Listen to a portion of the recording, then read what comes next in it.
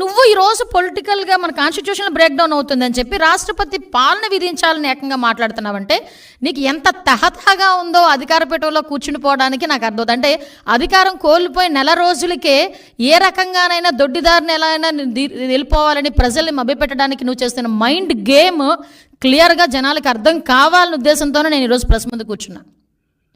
ఈరోజు ఎవడైనా పరామర్శకి వెళ్ళి అమ్మ ఎలా జరిగింది, ఎంతమంది పిల్లలు, ఏంటి నీ పోషణ ఏంటి, నా మనిషివి కదా, నీకు ఎంత కాంపన్సేషన్, పార్టీ నుంచి ఎంత కాంపన్సేషన్ ఇస్తాను, ఇలాంటివి మాట్లాడాలి.